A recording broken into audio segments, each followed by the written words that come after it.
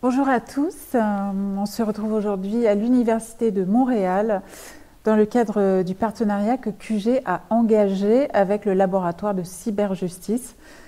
Une fois encore, mes plus vifs remerciements vont au professeur Karim Benyet-Klef, son grand patron, dont le soutien et la confiance viennent appuyer les efforts de notre média en ligne QG dans son combat en France contre la dévastation du monde de l'information par les puissances d'argent, un sujet que connaît très bien mon invité du jour, John McArthur, le président du Harper's Magazine, l'un des plus prestigieux titres et des plus anciens de la presse américaine.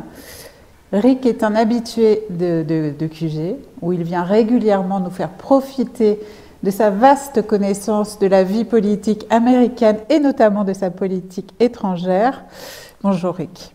Bonjour, et je vous remercie tous, mes camarades québécois, parce que je suis également, je dois beaucoup au Québec et au Devoir, le journal du Devoir, où je suis chroniqueur depuis, je ne sais pas, 25 ans.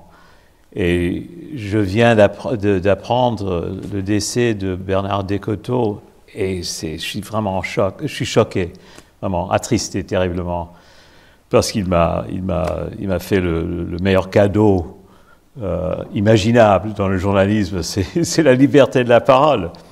Et je continue à en profiter au Québec. Et donc on peut vous lire en français. Oui, en français. Sur le Devoir en ligne. Oui. Absolument.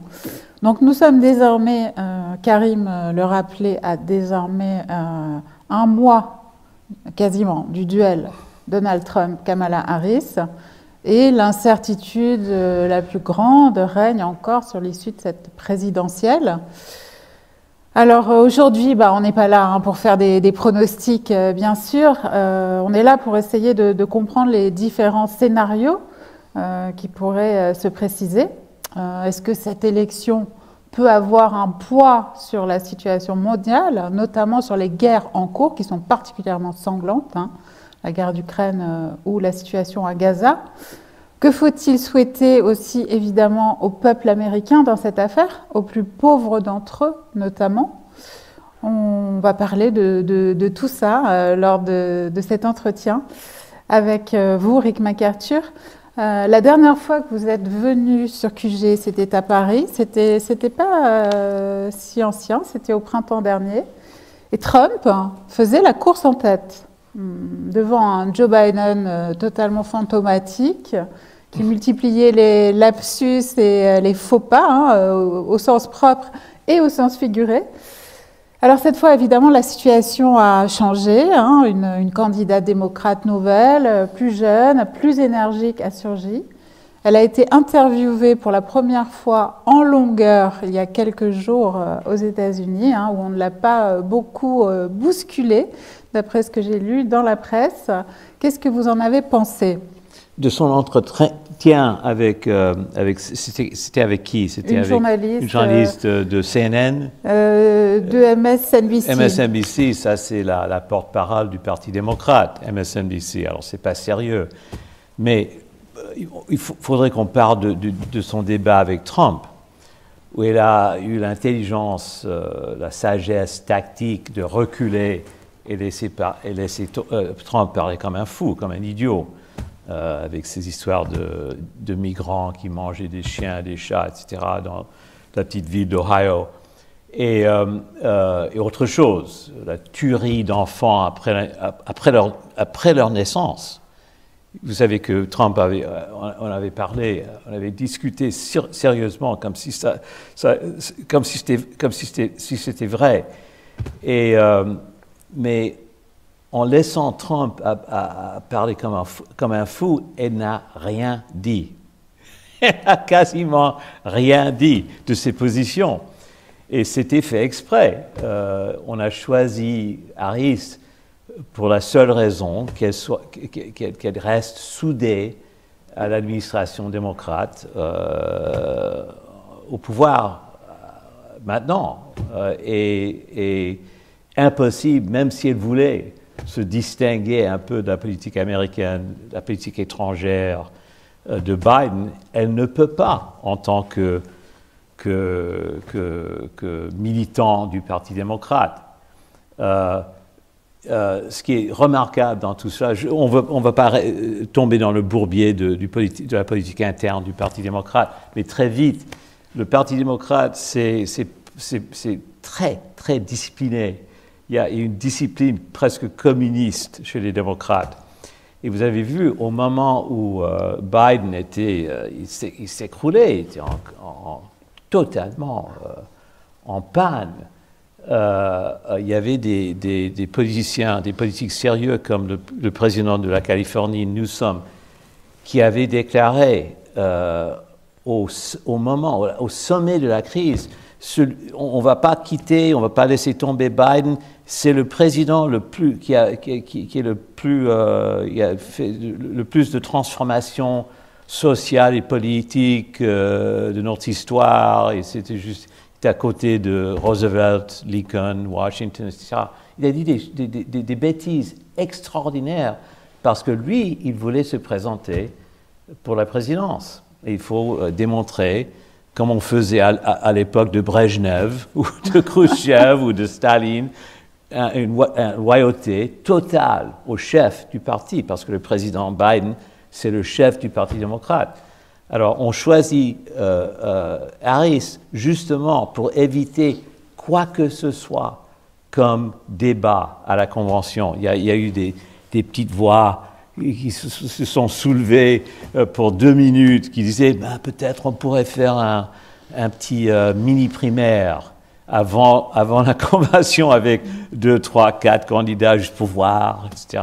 Il y avait des candidats plus intéressants comme la gouverneure du Michigan, Gretchen Whitmer, et sénateur de l'Ohio, Sherrod Brown, et des gens plus intéressants. Et même Newsom, président de la Californie, gouverneur de la Californie. Mais pas question. Parce qu'on sait, comme en 68, où Johnson avait choisi Hubert Humphrey pour être le candidat après qu'il a démissionné à cause du Vietnam et de la course menée par Eugene McCarthy. Ils ont choisi Humphrey justement parce qu'ils ne pouvaient pas s'écarter de la politique vietnamienne de Johnson. Et c'est ça qui l'a fait perdre à Nixon. Là, on s'approche de pronostics, et je vais pas dire que Harris va perdre à cause de la politique pro-israélienne ou la pro-ukrainienne de Biden, mais il faut dire qu'elle est soudée totalement à cette politique. Alors, effectivement, on peut peut-être commencer par la question Gaza, justement, parce que voilà, l'arrivée de Harris avait quand même soulevé un petit espoir, et au niveau du langage, il y avait des inflexions, il y avait quand même une sensibilité affichée à la cause palestinienne, parce qu'il y avait aussi le feu aussi, chez les jeunes du Parti démocrate, mais on a le sentiment qu'en fait, dans la mesure où la plateforme démocrate n'a absolument pas changé sur la question, on a l'impression qu'il s'agit quand même de déclarations en trompe-l'œil.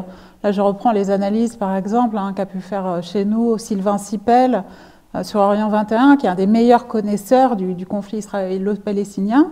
Et il dit que Kamala Harris a confirmé que l'accord de livraison annuelle d'armes à Israël, qui est de 3,8 milliards de dollars, ne bougerait pas et resterait un pivot de la politique américaine au Proche-Orient.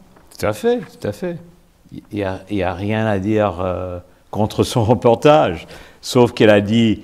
elle a parlé dans son discours d'investiture. Qu'est-ce qu'elle a dit? Elle a dit quelque chose sur le... qu'il fallait que le sang cesse de couler à Gaza. Oui, mais plus que ça, elle a mentionné, elle a dit Palestiniens.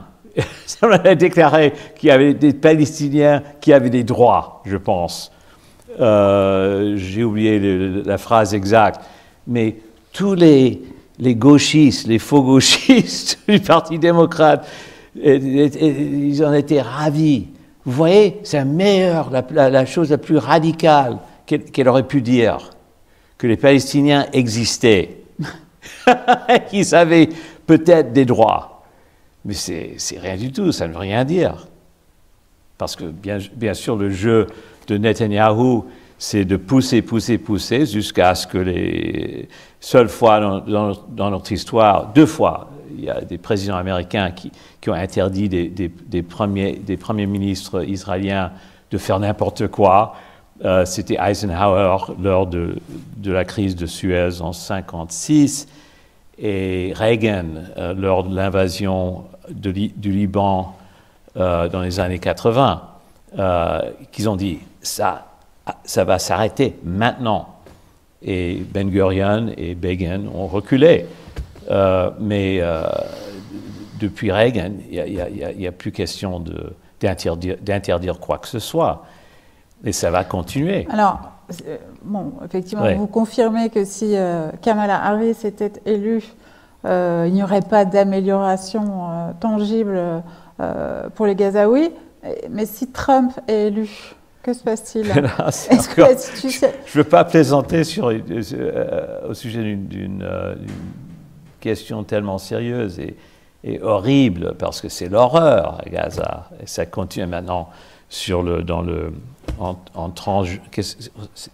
j'ai perdu le nom pour l'endroit occupé. On appelle ça... En Cisjordanie? En Cisjordanie, excusez-moi. Et parce qu'on profite maintenant de la trêve médiatique. Les Israéliens ont même rejeté Al Jazeera. Ils ont fermé le bureau d'Al Jazeera en Cisjordanie. C'est vraiment l'horreur. Mais Trump, au moins, je ne vais pas voter pour Trump, je vous assure, il parle de la paix. Il parle comme quelqu'un qui voudrait que ça s'arrête. C'est surtout sur l'Ukraine, mais même un peu sur l'Israël. Il se vante de ses relations avec Netanyahou. Il ridiculise Netanyahou. Il y a des fois, il dit bah, c'est pas quelqu'un de sérieux, il ne m'a pas écouté. Mais il est le seul de ne pas respecter les droits fermes et sans entrave des Israéliens. Il se moque un peu de la diplomatie. Seul problème, c'est que son beau-fils, Jared Kushner, voudrait faire un développement immobilier sur le front de mer de Gaza. Il en a parlé sérieusement à voix haute. Et par ailleurs, son vice-président possible, Vance, est profondément pro-israélien. Pro-Israël. Et déjà, il a accusé Harris d'être non seulement un communiste, mais aussi d'une partisane des Palestiniens qui allait anéantir, que Israël serait en disparition dans 2 ans. Ça allait disparaître dans 2 ans. Alors, il joue des 2 côtés, mais au moins il parle un peu de la paix. Et si vous êtes un Américain mal éduqué, dont il y en a beaucoup, et vous entendez quelqu'un qui dit ben, arrêtons ce gâchis d'argent, ce gaspillage d'argent et de vie et de sang, etc. Arrêtons. On se dit ouais, moi je suis pauvre, j'ai rien, j'ai pas un rond, j'ai pas une voiture. Je suis un des personnes dont RFK Jr. parlait toujours, les gens qui vivent des vies précaires. Il y en a des dizaines et des dizaines de millions aux États-Unis qui se disent à quoi bon dépenser ces énormes sommes d'argent à l'étranger alors que moi, j'ai du mal à faire le dîner. Donc, à faire les courses, excusez-moi. Donc, je ne dis pas que ça va remporter l'élection pour lui, mais au moins, il parle un peu d'une alternative qui n'est pas guerrier, qui n'est pas si agressive. Alors, c'est vrai, c'est très vrai, particulièrement sur l'Ukraine. Sur l'Ukraine, surtout. Bon, qui est voilà, un de ses chevaux de bataille dans cette présidentielle. Trump est intervenu de façon très détaillée il y a quelques jours sur la situation en Ukraine. Hein, c'était en Caroline du Nord lors d'un événement. Il est revenu sur tout l'historique de la guerre. Il a dit que l'Ukraine aurait dû faire des concessions immédiates dès les premiers mois hein, qui ont suivi l'attaque russe de février 2022. Et il a déclaré, je cite, que le pire accord aurait été meilleur que celui, que la situation actuelle. Bon, ça, je pense que pour le coup, on peut être assez d'accord avec ce point de vue. Maintenant, il a également dit que il a réitéré, il a réitéré le fait que s'il était élu, s'il était en responsabilité, il mettrait un terme à cette situation. Bon, il n'a pas dit 24 heures cette fois, mais bon, c'était l'idée. Est-ce que cette promesse-là, il la tiendrait? Mais encore, ça dépend, parce qu'il a beaucoup critiqué la guerre en Afghanistan.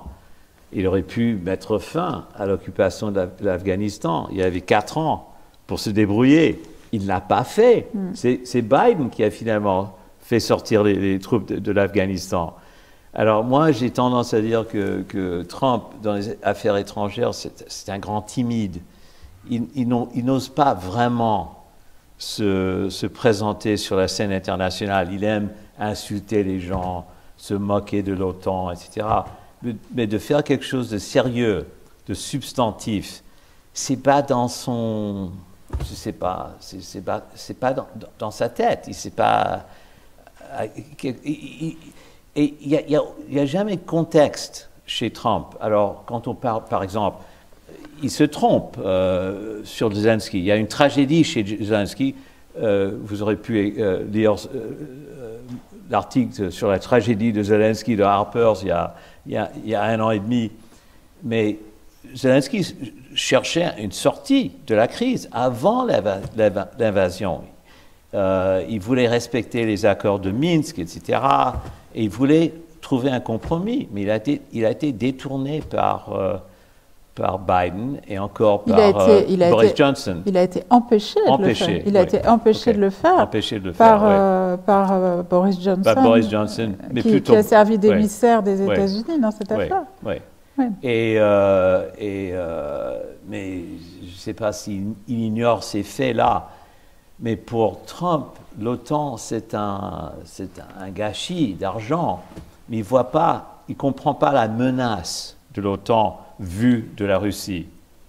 Il n'a aucune, à mon avis, il n'a pas de concept de relations internationales. Il n'y a que des échanges d'argent et des accords, des deals. Mais pourquoi cette insistance malgré tout sur l'Ukraine? Parce que ça fait 2 ans qu'il revient tout le temps à ça. Ben, il y a les mauvaises langues disent qu'il est vendu à Poutine. Mais je ne vois pas un accord subit, je veux dire, secret entre Poutine et Trump. Il n'y a pas d'évidence. Toute cette histoire de collaboration entre la Russie et la campagne de Trump a été complètement refutée. C'était un mensonge dès le début, encore révélé dans Harper's, bien avant que l'autre média l'a dit. Et rappelez-vous que Harper's, c'est une revue littéraire, mais qui penche plus ou moins à gauche, et surtout anti-impérialiste. Donc, je ne sais pas si c'est un coup de tête de la part de Trump, parce qu'il n'a pas d'empathie. Ce n'est pas un type qui se dit « Oh, quelle horreur, des enfants blessés à Gaza !»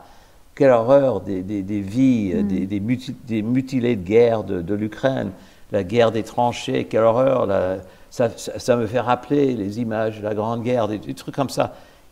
C'est un type pas du tout lettré ou empathique, mais en même temps, il a des instincts, il est fébrile, disons, et il a des instincts qui répondent aux instincts de l'Américain moyen. Et l'Américain moyen, à mon avis, est anti-guerre, est anti-impérialiste. Et ça remonte à nos racines de révolutionnaires, parce que quand même, nous avons renversé le pouvoir le plus important, impérialiste du monde à l'époque, au XVIIIe siècle. Et George Washington a fait beaucoup de discours contre une politique étrangère agressive et plus raisonnable. Et il y a toujours eu cette lutte entre les protestants de la colonie Massachusetts, John Winthrop. Vous connaissez son fameux discours, son sermon au sujet de la cité sur la colline. L'Amérique devrait symboliser la cité sur la colline qui donne l'espoir, qui répond la bonté et la bonté protestante autour du monde et qui fait bon exemple pour le monde. Et il y a cette tendance qui reste dominante dans la politique étrangère américaine, qui est en conflit avec les tendances de Washington. C'est très simpliste ce que je viens de dire, mais il y a quand même une dispute.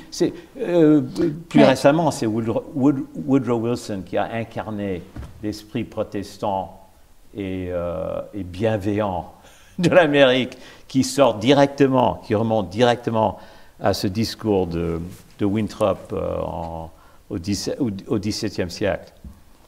Mais vous voyez toujours les débats au Congrès et les discours où on se présente comme les garants du monde, les garants moraux du monde, pas seulement les défenseurs de la liberté, mais les garants moraux du monde entier. Alors, il y a eu cette semaine une passe d'armes entre Zelensky et Trump. Voilà. Ils sont à l'instant même où nous parlons, ils sont ensemble à New York. Je ne sais pas ce qu'ils se disent après les mots très durs qui ont été échangés.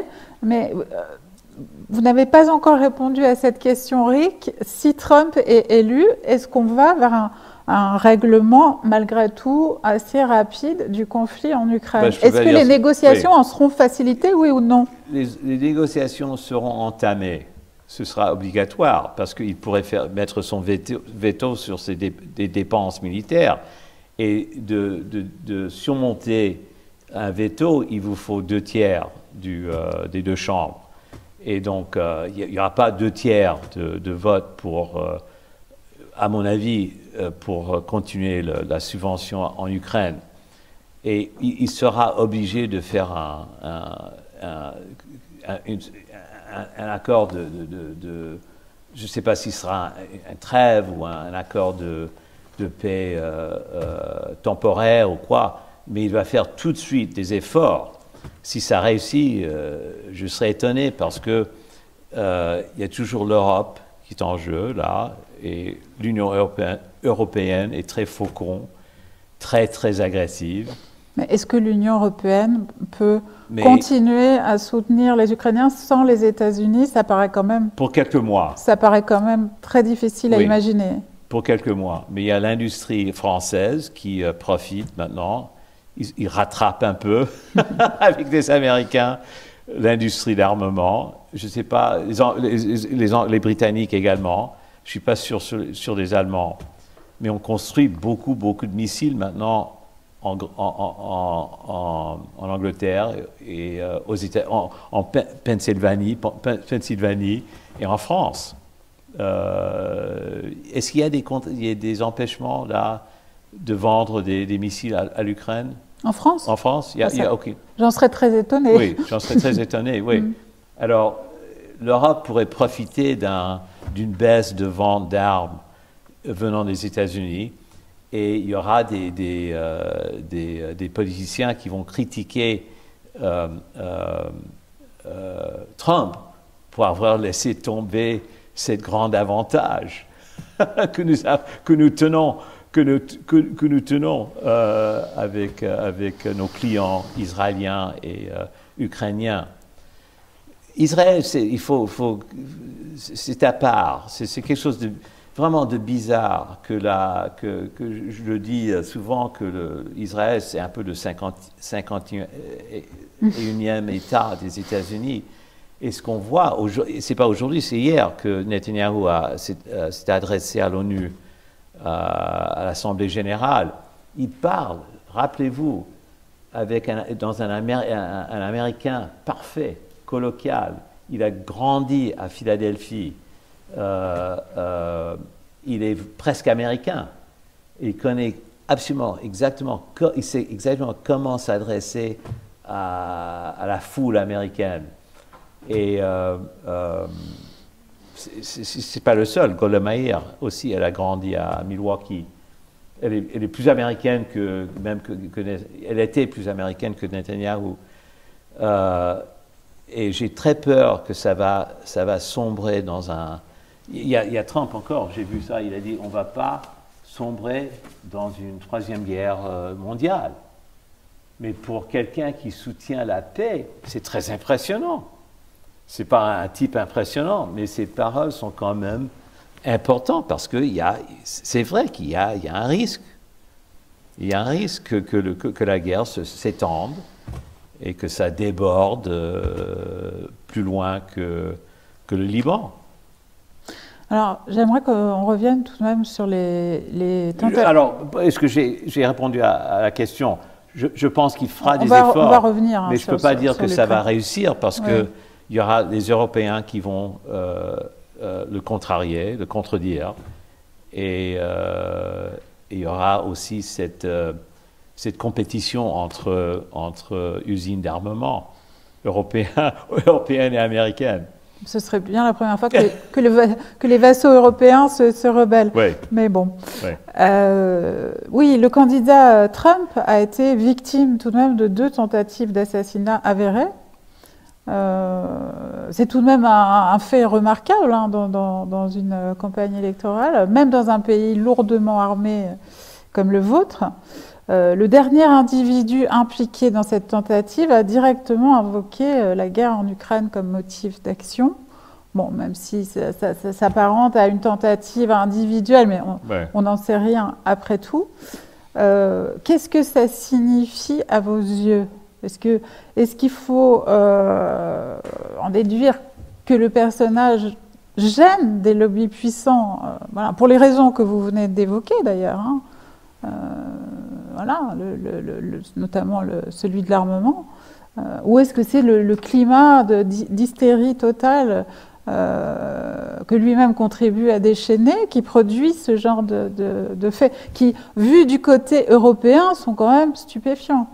Oui. Ben là, j'insiste sur un petit peu de contexte historique. L'Amérique a toujours été une société extrêmement violente. Je fais la comparaison entre comment on dit ça en hébreu, le grand Israël, c'est quoi la phrase?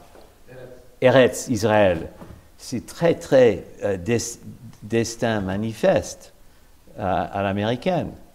Destinée manifeste, dont on parlait au XIXe siècle. Et c'est comme ça qu'on a justifié l'élimination des indigènes. Alors, commençons par le fait que nous sommes... c'est une société violente. Mais par comparaison par rapport avec les années 60, moi, je ne suis pas très impressionné par 2 attentats ratés sur Trump. Ce n'est pas surprenant parce qu'il est détesté par beaucoup de gens et il excite la foule, il excite les fous en même temps. Mais je ne vois pas un climat plus violent aujourd'hui que les années 60, où il y a eu deux assassinats successifs importants contre King et Kennedy. C'est pas comparable. C'était pire il y a 50 ans. Vraiment il pire. A quand même failli mourir. Oui. La première tentative a failli aboutir. Oui. Il y aurait eu des conséquences. Son oreille oui. a été touchée un petit peu. Mais c'est plutôt l'incompétence de la sécurité qui m'étonne. Parce que j'aurais pensé qu'il serait mieux protégé par la sécurité fédéral. Ça, c'est pitoyable. Et ça peut-être, ça parle à l'incompétence américaine. Je sais pas. Il y a une dégradation d'éducation. Il y a un niveau d'éducation en baisse. Et j'ai l'impression qu'il y a un niveau de compétence en général en baisse. Donc chez les vigiles et chez les vigiles. Vous avez vu l'histoire au Texas, à Uvalde, les flics qui se cachaient, qui refusaient d'entrer dans l'école pour protéger les enfants, alors que le fou continuait à fusiller les enfants. Ils étaient là pendant 1 heure, à l'extérieur de l'immeuble. Alors, il y a une crise profonde aux États-Unis. Et ça, le Texas, c'est un État vraiment bien armé. Donc, je ne sais pas. Alors, peut-être abordons maintenant les conséquences de cette élection sur l'Europe, sur nos pays. Dans un éditorial très récent du Monde diplomatique, c'était l'éditorial du mois d'octobre, notre ami Serge Halimi écrivait la chose suivante: le peuple américain a intérêt à l'échec de Donald Trump. Pour les Européens, c'est moins certain. Alors, il semblait, remis en contexte, il semblait craindre en effet le retour avec les démocrates au pouvoir, le retour d'une diplomatie de la vertu, à travers le monde, d'un interventionnisme guerrier, qui en effet est propre aux démocrates, on le sait depuis longtemps. Qu'en pensez-vous? Mais pourquoi les Européens auraient intérêt à ce qu'ils gagnent, précisément parce qu'ils pensent qu'il peut arrêter des guerres et qu'il serait moins interventionniste à travers le monde. Ah bon, ok. Vous semblez découvrir. Non, simplement parce qu'il y a des c'est à l'unisson de vos vues, je pense. Il y a des gauchistes qui croient que c'est la seule sortie pour l'Amérique, c'est que Trump fasse une politique étrangère vraiment, qu'il rompe complètement avec les traditions américaines d'intervention partout, etc. C'est presque Welbeck. Welbeck l'a écrit dans ma revue, que enfin il se moquait un peu, il se moquait de Trump, mais en même temps il a dit, mais en fin de compte, c'est mieux pour l'Europe si l'Europe doit décider. Dans le Harper, cette intervention de Welbeck, c'était à quelle date? C'était en janvier 2019. Parce qu'il a réitéré il y a quelques semaines à peine, je crois que c'est dans le Financial Times, il a considéré qu'il serait préférable pour nous, Européens, que Trump gagne. Oui. Ben, dans Harper, il dit que ce n'est pas si mauvais que Trump soit président, parce que pour l'Europe, ça oblige l'Europe de se mettre debout et de prendre des décisions au lieu de simplement faire du suivisme avec l'Amérique. Mais aussi, il a dit des trucs ridicule comme en fin de compte, ça aurait été mieux si l'Union soviétique avait envahi l'Europe après la guerre, etc. Et que le rideau de fer serait tombé en 91 et libéré les Français. Il a fait un petit jeu d'esprit. Mais en gros, son idée, c'était que maintenir l'hégémonie américaine partout dans le monde, ça empêchait les Européens de prendre leurs propres décisions. Et qu'il fallait quand même que les Français, les Allemands, les Britanniques, etc., se décident sur une politique commune ou quelque chose qui met les intérêts de l'Europe devant les intérêts des États-Unis. Et vous voyez ça maintenant avec des subventions d'industrie en Amérique. Les Européens sont très fâchés parce que au lieu de faire concurrence contre les Chinois, on fait concurrence contre des usines européennes qui voudraient aussi fabriquer des microchips. Et il y a pas on a même porté plainte à la Commission européenne contre les tarifs, on ne dit pas tarifs en français, on dit les impôts sur... Les taxes les droits de douane, oui, les droits de douane. Et que c'est un genre de droit de douane indirect de subventionner de nouvelles usines américaines. Et ça va contre les intérêts européens. Mais au-delà de ça, et ça nous ramène à la guerre d'Ukraine, l'industrie allemande actuelle s'effondre suite notamment au sabotage de Nord Stream et à ses conséquences, et à la crise énergétique très violente qu'ont subi les Allemands. Et tout ça, c'est quand même le grand allié américain qui y a collaboré. Et si Trump mettait fin à la guerre entre l'Ukraine et la Russie, ça aiderait l'Allemagne et tout le monde, surtout les Ukrainiens, les Russes qui meurent pour aucune raison. Mais ce que je ne comprends pas, c'est pourquoi Trump n'élargit pas un peu son écran politique. Il pourrait facilement répéter, encore un article dans Harper's il y a 2 ans, pourquoi sommes-nous en Ukraine, où on parle vraiment de cette politique d'élargissement de l'OTAN qui date des années 90 et l'effondrement de l'Union soviétique. C'était évident et on le savait dans le département d'État et partout dans le gouvernement américain, à la CIA, etc. Tout le monde reconnaissait que un élargissement de l'OTAN menacerait n'importe quel gouvernement russe. Et Poutine, c'est vrai qu'il est plus agressif, puis il a fait la guerre préemptive, qui est très méchant et très américain contre l'Ukraine. Mais il a des souvenirs de son enfance, de son frère qui meurt à Leningrad, au siège de Leningrad, et la Deuxième Guerre mondiale, ça reste vivant pour lui.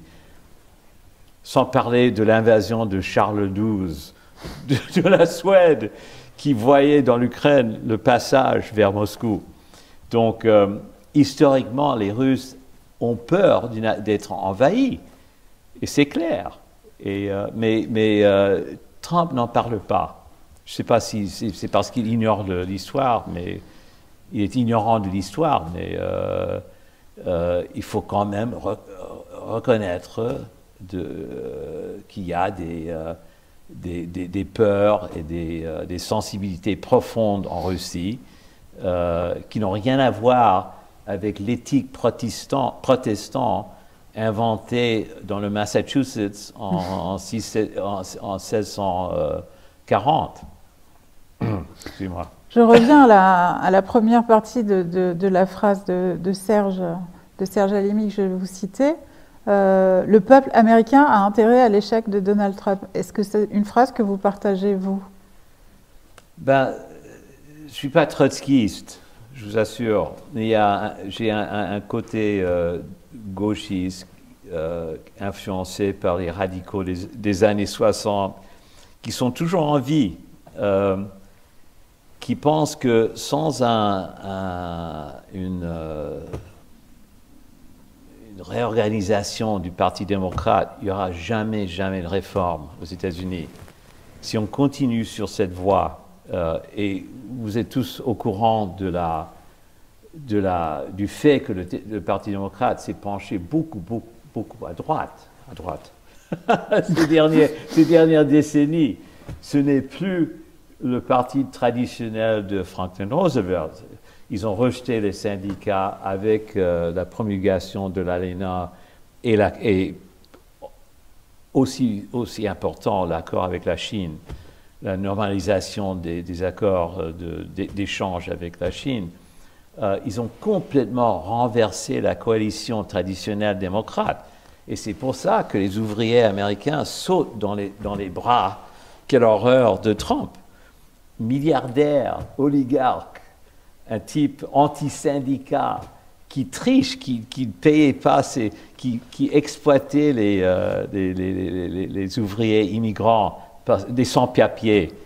Ils invitaient des sans-papiers à travailler sur ces chantiers. Ils ne les payaient pas. Parce qu'ils savaient qu'il faudrait ils seraient obligés de le poursuivre en justice. Et j'ai le sentiment à vous entendre que, bon, vous considérez que ce sont autant Trump que les démocrates sont deux mots pour le peuple américain. Mais quel est le pire d'entre eux pour les pauvres américains? Ben, ça sera pareil, parce que je vous ai dit, je me répète là, parce que j'en ai beaucoup parlé la dernière fois que j'ai passé sur cette émission, que les démocrates font des jeux, ils s'amusent à jouer à la social-démocratie. Et au début du mandat de Biden, pour satisfaire à Bernie Sanders et sa petite coalition de gauche, ils ont promulgué un élargissement du crédit d'impôt pour enfants. Mais c'était un élargissement considérable. Ils ont coupé en deux le taux de pauvreté pour enfants. C'était énorme, énorme. Ça a duré 1 an. Ils ont complètement laissé tomber. Biden, son chef, le chef du Sénat, Schumer et Manchin, le fameux sénateur démocrate de la Virginie occidentale, se sont décidés entre eux. On va vraiment, on va nous arranger avec la gauche. Ils n'ont simplement pas renouvelé ce crédit d'impôt pour enfants. Alors, au revoir la social-démocratie aux États-Unis. Et j'ai vu que Harris en parle de nouveau. Au moins, elle en parle. Que si je suis élu, je vais renouveler ce crédit pour enfants, crédit d'impôt pour enfants. Et Trump ne le ferait jamais. Alors, s'il faut choisir entre Trump et Harris, c'est moins mauvais si Harris gagne pour les petites gens. Mais pour les gens moyens, les anciens ouvriers de la ceinture rouillée, ça sera pareil. Et pour la plupart des pauvres, ça sera pareil. Parce que le Parti démocrate est financé par les riches, et surtout par Hollywood, par Wall Street. Les syndicats ne comptent pour rien. C'est fini, les syndicats aussi. Vous savez que les syndicats représentent à peu près 6% des emplois privés aux États-Unis. C'est 6% maintenant. Les syndicats dominants sont les syndicats publics, d'effectifs publics. Alors on a assisté à un retour du protectionnisme et des politiques industrielles très volontaristes aux États-Unis depuis Trump, mais Biden a encore accentué ça. Il y a ajouté des puissants moyens financiers, des chiffres vraiment très très importants. Oui, des subventions énormes. Oui. Alors l'élection actuelle ne remettra pas ça en cause, j'imagine. Non. Les deux candidats sont pour une poursuite de ces politiques. Oui, j'imagine, parce qu'ils sont tous les deux maintenant. Tout le monde est protectionniste maintenant. Le Parti démocrate a imité complètement les impôts douaniers de Trump et les subventions ils ont inventé ces subventions d'usines de microchips. Le problème, c'est que l'ALENA, même le nouvel accord canadien, américain, mexicain, ça continue à protéger le travail au salaire basse au Mexique. Ça garantit qu'on peut construire une usine au Mexique, employer des gens à $1 l'heure et fabriquer n'importe quoi, avec la protection internationale juridiquement garantie. Et j'avais un peu d'espoir que López Obrador allait confisquer quelque chose, il allait exproprier une usine symboliquement. Il l'a pas fait. Mais l'ALENA et l'accord qui a suivi garantit que s'il y a une expropriation mexicaine des biens canadiens ou américains, ça sera remboursé avec des devis G7, pas des pesos. Et c'est ça ce qui est clé. Et si vous êtes un industrialiste américain ou canadien et vous avez l'occasion de faire construire une usine de widgets à Tijuana, il n'y a pas question qu'on va le faire.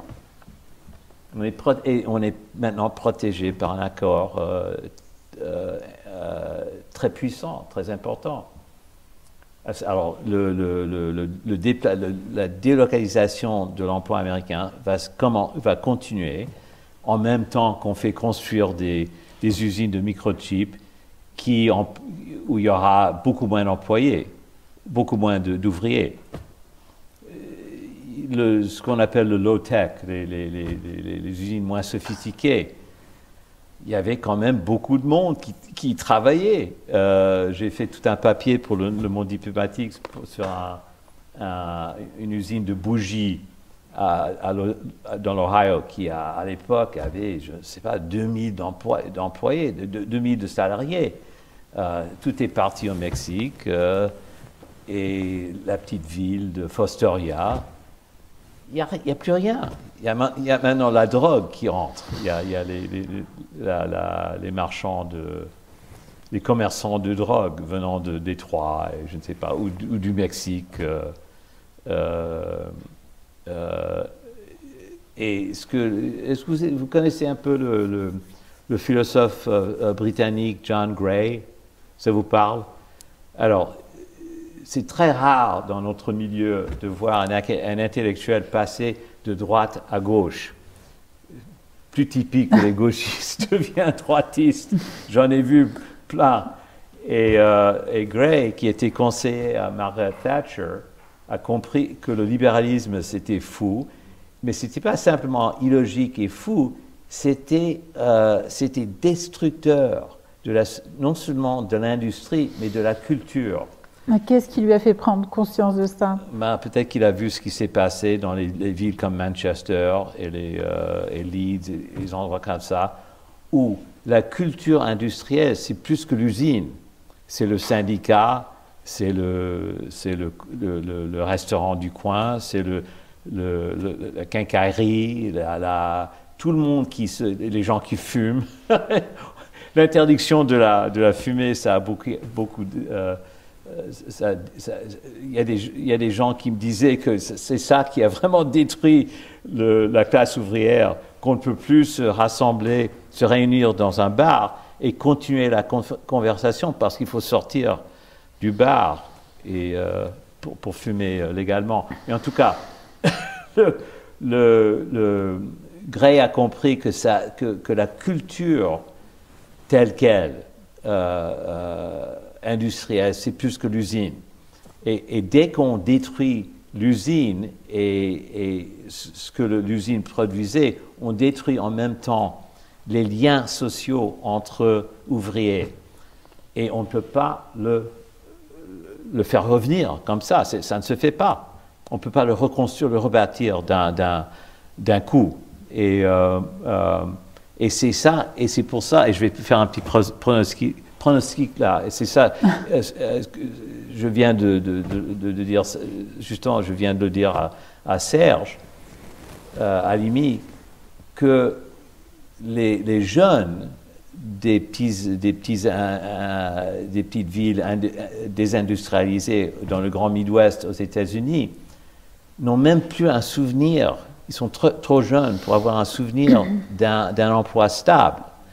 Et ils ne savent rien, ils ne connaissent rien du grand débat sur l'ALENA, le libre-échange, etc. La fermeture de l'usine de bougies Autolite. C'est antique. Alors, qu'est-ce qui a remplacé cette culture syndicaliste industrielle, etc. La drogue et le travail à mi-temps. Alors j'ai très peur que ces gens-là votent Trump pas par frustration exactement, mais peut-être par nihilisme ou par désarroi culturel, désarroi psychologique. On le disait en commençant, lorsque vous êtes venu la dernière fois sur QG, Trump était largement en tête. Hein. Oui. C'était même avant la tentative d'assassinat, mais tout le monde le disait quasiment élu. Bon, aujourd'hui, Harris fait quasiment jeu égal, Oui. notamment dans les fameux swing states. Hein, c'est 6 ou 7 États pivots qui pèsent lourd dans votre scrutin. Un pronostic tout de même, Rick? Ben, mon pronostic, c'est encore, il pourrait facilement perdre le vote populaire, comme il l'a fait en 2016 avec Clinton. N'oubliez pas que Hillary Clinton a gagné par 3 millions de votes et gagné dans les 3 ou 4 États clés à cause de cette collège électoral infernal, complètement antidémocratique. Et je connais des syndicalistes, il y a mon ami qui était la vedette de mon article sur l'usine Autolite dans l'Ohio, l'usine de bougies. C'est un grand syndicaliste, il travaille toujours dans l'industrie d'automobile, il travaille chez Stellantis, qui fait toujours la marque Jeep. Je lui ai parlé il y a quelques semaines, Bob Teeple, il m'a dit « Je vais voter pour Trump. C'est notre seul espoir. » Et je sais qu'il y a beaucoup de gens qui ne parlent pas, qui ne se prononcent pas, mais qui sont d'accord avec lui. Donc vous pensez que Trump peut l'emporter à l'heure où on se parle? Il peut parle. toujours l'emporter, avec une minorité de la voix du décompte populaire. Il y a un côté de Trump qui est autodestructeur en même temps. Il y a des fois où j'ai l'impression qu'il en a marre de tout ça. Il ne veut pas être président, il veut être martyrisé et faire son performance, parce qu'il pourrait le faire pour le restant de sa vie. Dire, je suis martyrisé, j'ai été l'élection une deuxième fois, ça a été volé, et attirer des foules, sans être président, parce qu'être président, c'est quand même, ça prend un peu d'effort. Et je ne vois pas en Trump un type qui veut vraiment se concentrer sur les grands projets de l'avenir. Lors de la dernière présidentielle américaine, vous m'aviez dit, toujours sur l'antenne de QG, il faut vraiment que cette folie s'arrête. Vous souhaitiez le départ de Trump. Et cette folie est revenue, oui. plus que jamais au premier plan. Jamais, oui. Mais encore, je suis un peu déçu parce que si seulement Trump parlait des vrais enjeux, de l'histoire de l'OTAN agressive, ambitieuse, etc., l'histoire du libre-échange, pourquoi le libre-échange, le libéralisme devrait être critiqué, devrait être mis en justice. Mais il n'a pas la capacité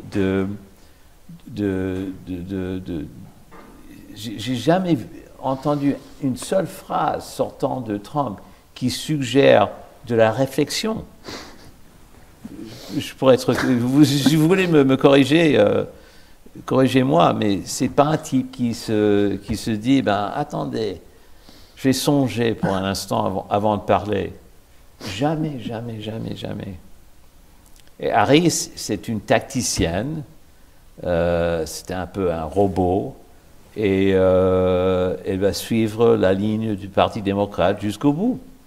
Non, ça ne veut pas dire qu'elle ne pourrait pas changer de position après son élection, mais si c'est serré et les deux chambres sont toujours partagées 50% à peu près, elle sera contrainte et elle sera très prudente de ne pas bousculer la machine démocrate qui font qui font les levées de fonds pour garder la machine en marche. Et le Parti démocrate, ça existe pour justifier l'existence du Parti démocrate.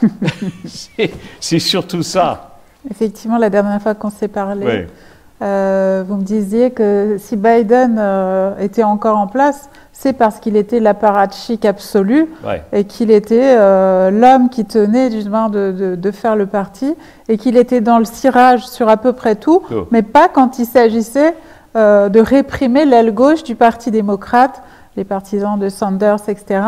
La dernière question que je vous pose, Rick, est-ce qu'il y a un jour l'espoir que le Parti démocrate se réforme et qu'un véritable courant de gauche renaisse aux États-Unis puissant? Il y a toujours un espoir. Et ça s'est passé en 68 et encore un peu en 72. Mais ça pourrait prendre quelle forme? Et ça pourrait prendre quelle incarnation dans les années qui viennent? Il faudrait encore, si j'étais trotskiste, je dirais, ou gauchiste extrême, je dirais, ça prendrait la victoire d'un Trump ou de quelqu'un de pire que Trump. Pour réveiller les meilleurs instincts du Parti démocrate, parce qu'il y a toujours des gens dans le Parti démocrate qui comprennent qu'on ne peut pas ignorer les plaintes des soi-disant racistes, anti-immigrants. Il y a des raisons. Vous voyez, encore, c'est extraordinaire que Trump ne parle jamais comme un bon vieux gauchiste aurait parlé, un vieux syndicaliste aurait dit. C'est pas qu'on n'aime pas les immigrants, c'est qu'on n'aime pas un surplus de main-d'œuvre. Parce qu'un surplus de main-d'œuvre fait baisser les salaires. Et les patrons utilisent les surplus de main-d'œuvre justement pour supprimer les syndicats et décourager les ouvriers de demander plus. Mais Trump n'en parle jamais. Il y a quelquefois des libertariens, il y a un républicain du Kentucky qui en parle, il dit les patrons adorent, les patrons des grandes surfaces et des chaînes de restaurants adorent l'immigration illégale parce qu'on a énormément de main-d'œuvre qui peut travailler pour 3, 4, en dessous du salaire minimum fédéral et qui ne se plaindront jamais. Parce que s'ils se plaignent, on appelle le MIGRA, le service immigration, et ils sont renvoyés. Donc au Mexique, ou en Honduras, n'importe où. Mais Trump n'ose pas en parler parce que, peut-être qu'il n'a pas l'idée en tête, mais l'Amérique c'est bienvenu l'immigration effrénée. Il y a même Lewis Powell, le président la réserve fédérale. Comment s'appelle-t-il? Powell? Oui, il vient de dire, oui, il y a l'immigration effrénée, il y a aussi l'abrogation du crédit d'impôt pour enfants, et c'est pour ça que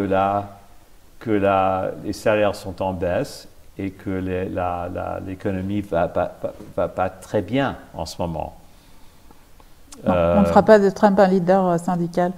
Comment? On ne fera pas de Trump un leader syndical non, de la CGT. Jamais. Mais il faudrait on n'est pas surpris à cet égard. Il faudrait qu'il se produise un néo-syndicaliste démocrate, un néo-gauchiste démocrate qui reprend les grands thèmes des années 30 ou qui s'arrange avec quelques républicains plus modérés pour faire un genre de front populaire. Mais la machine démocrate républicaine est tellement puissante et la machine à lever les fonds, c'est tellement puissant, c'est quasiment impossible de se placer sur un bulletin de vote sans le soutien d'un parti organisé. Et si vous vous présentez comme un indépendant, c'est quasiment impossible, sauf dans des États comme le Vermont et Sanders. Mais la tragédie de tout cela, c'est ce dont nous avons parlé il y a quelques mois. C'est vraiment la fin de l'espoir d'une social-démocratie aux États-Unis que Sanders incarnait, parce qu'il parlait franchement à la classe ouvrière.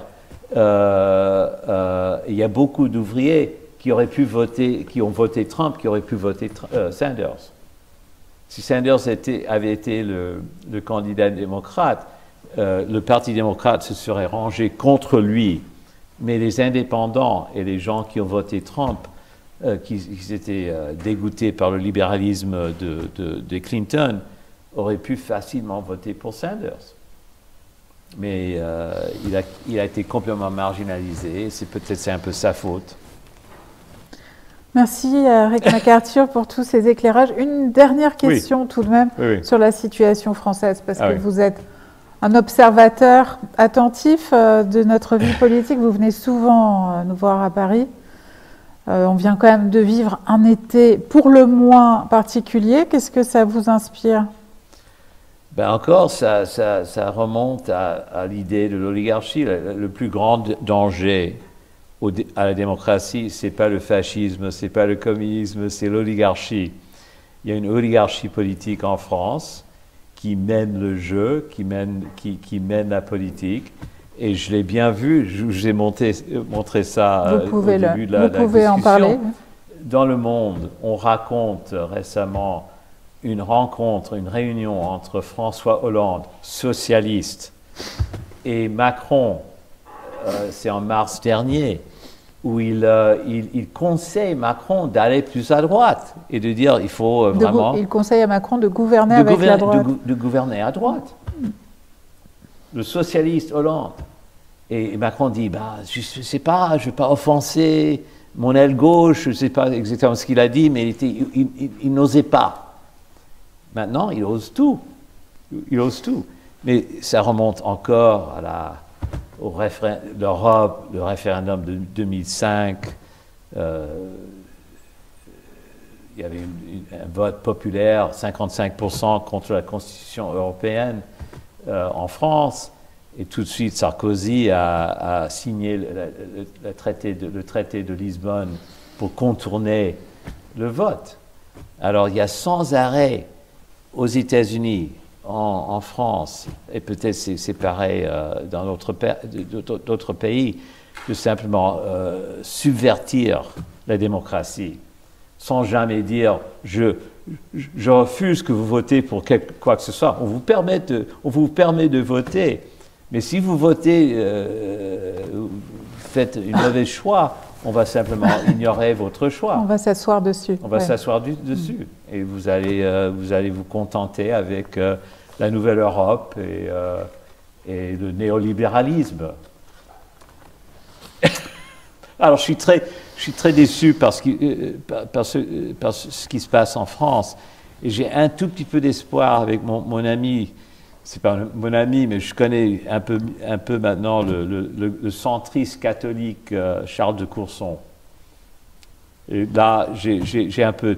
qui à nouveau est vraiment en colère. Ouais. Et Macron le déteste parce qu'il a osé affronter le pouvoir au moment de la crise des retraites. Et Courson, c'est un type droit. Je ne suis pas d'accord avec lui sur l'Ukraine. Je pense qu'il est pro-guerre en Ukraine, etc. Mais il est quand même un type qui est réfléchi et qui pense plutôt aux intérêts du peuple. Il y a très peu de gens, je vous ai posé la question la dernière fois, comment sommes-nous arrivés à ce point-là où d'être intéressé dans le grand public, l'intérêt général, est devenu si démodé, on n'en parle plus. D'intérêt général. Est-ce que j'ai craché dans la soupe suffisamment là? C'était le titre de ma dernière chronique dans Le Devoir, cracher dans la soupe. Merci, John MacArthur. Merci à vous. D'être venu jusqu'à Montréal. pour cet entretien. Je remercie le laboratoire de cyberjustice de l'Université de Montréal et tous ceux qui ont organisé cette semaine canadienne pour QG, qui l'ont rendu possible, notamment Karim Benyekleff et Thibaut Biscaï. Vous pouvez retrouver nos 3 conférences à l'Université de Montréal sur le site de QG, bien sûr. Et je vous dis à tous à très bientôt à Paris pour de nouvelles soirées et pour de nouveaux entretiens. À bientôt.